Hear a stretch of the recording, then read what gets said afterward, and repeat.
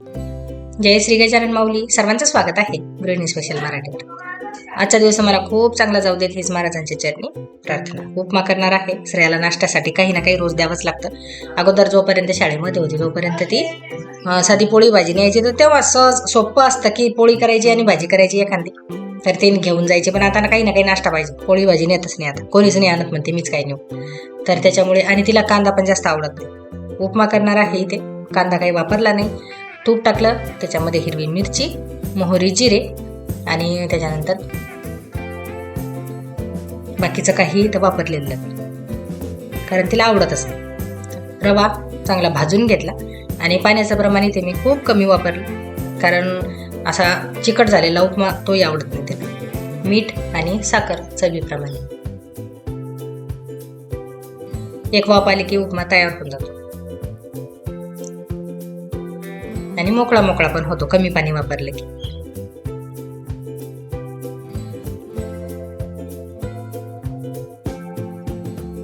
तिला उपमा करून दिला, डब्बा वगैरे ती गेली. त्याच्यानंतर मला धुवायचे होते केस. तर केस धुण्याच्या अगोदर 30 मिनिटं अगोदर एक अर्धा तास तरी वेळ असायला पाहिजे. तर जवस आहे, घरामध्येच असतं जवस प्रत्येकाच्या, आणि तांदूळ पण घरामध्येच असतात. तर त्याचा गरम पाणी आणि त्याच्यामध्ये 2 चमचे जवस टाकलं, 2 चमचे तांदूळ टाकायचे. पाण्याचं प्रमाण अंदाजे घ्यायचं, केसांना किती लागतं त्याच्यानुसार. दाट केस असतात, कोणाचे पातळ असतात, तर त्याच्यानुसार पाण्याचं प्रमाण कमी जास्त करायचं. कमी गॅसवर हे चांगलं उकळून घ्यायचं. पाणी जरा कमी वाटलं म्हणून परत थोडंसं टाकलं. चांगलं उकळलं की गरम गरम आहे तोपर्यंतच ते गाळून घ्यायचं. थंड झाल्यानंतर ते गाळणं शक्यच होत, चाळणीतून पडतच नाही.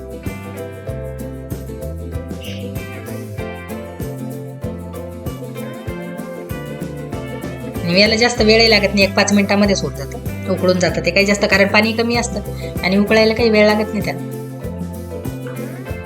जे तेल वापरत असाल तुम्ही ते तेल इथं टाकायचं आहे. कोणतंही टाकलं तरीही चालतं.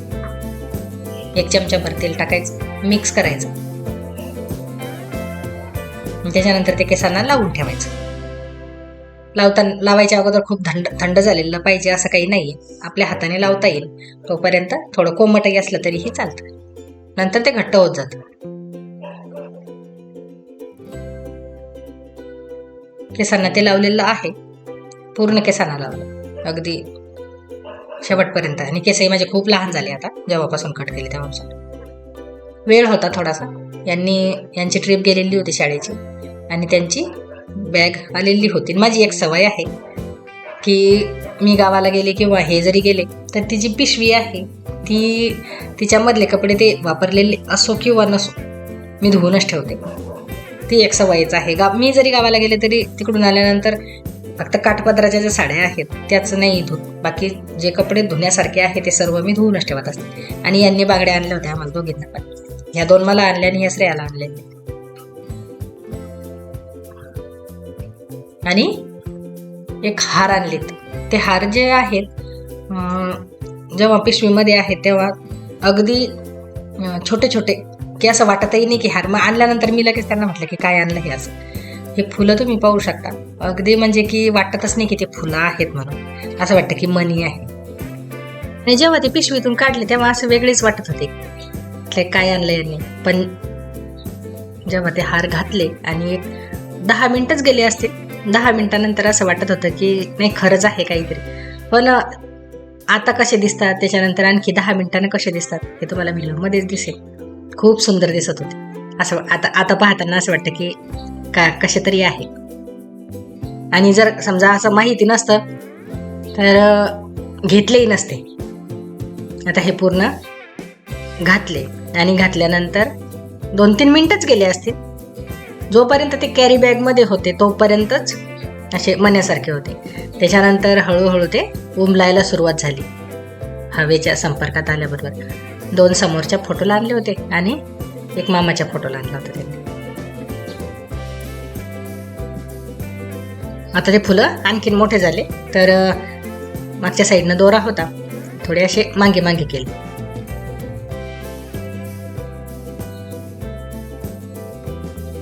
पूर्ण फुलं उमलल्यानंतर या पद्धतीने झाले. एक खाली पडलेलं होतं तर ते इथे दाखवत होते मी तुम्हाला. खूप सुंदर दिसून राहिला हा हार.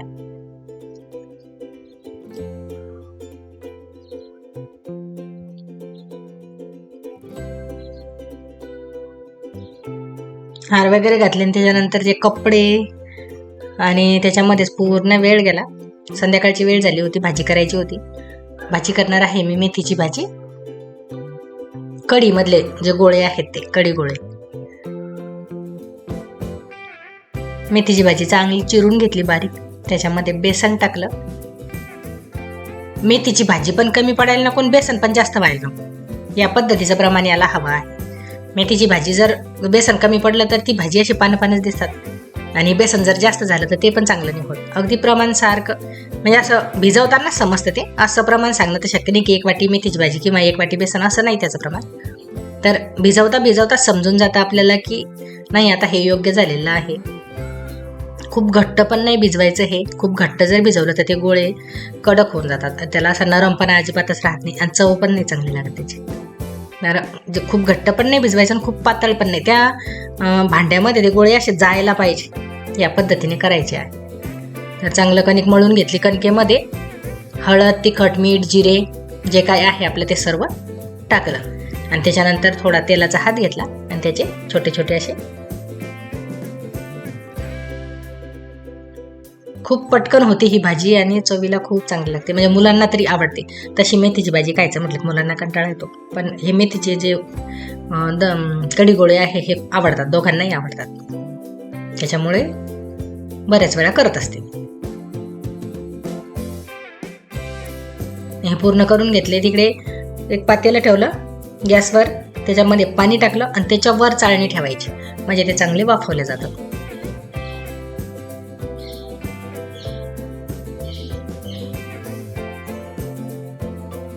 पूर्ण टाकून द्यायचे आणि वरून झाकण ठेवायचं. एक 7-8 मिनिटामध्येच चांगले ते होऊन जातात, जास्त वेळ नाही लागत त्याला.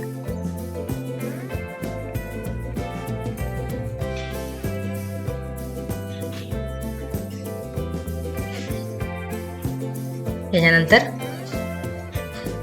ताकाचं पाऊच आणलेलं होतं, त्याची कढी करून घ्यायची. कढीची जी प्रोसेस आहे ती कढी जवळपास सर्वांना येतेच, तर ती काही इथे पूर्ण दाखवलेली नाही. कढीला चांगली उकळी आली की त्याच्यानंतर गोळे टाकायचे आहे. उकळी येईपर्यंत फिरवत राहायचं, म्हणजे कढी फाटत नाही.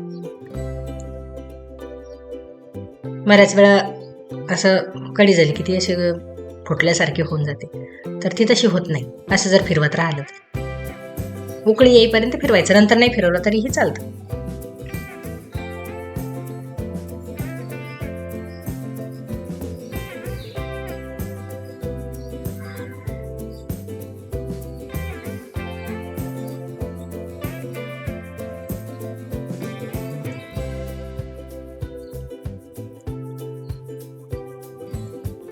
आता चांगली उकळी आली की हे जे गोळे आहे हे कढीमध्ये टाकून द्यायचे आणि एक 5 मिनिटं नाही शिजवलं तरी चालेल, कारण कढी पण शिजलेलीच आहे, हे पण झालेलंच आहे.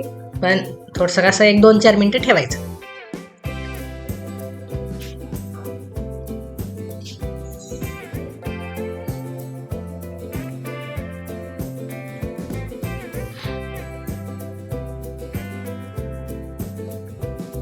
वरून छान अशी कोथिंबीर टाकायची.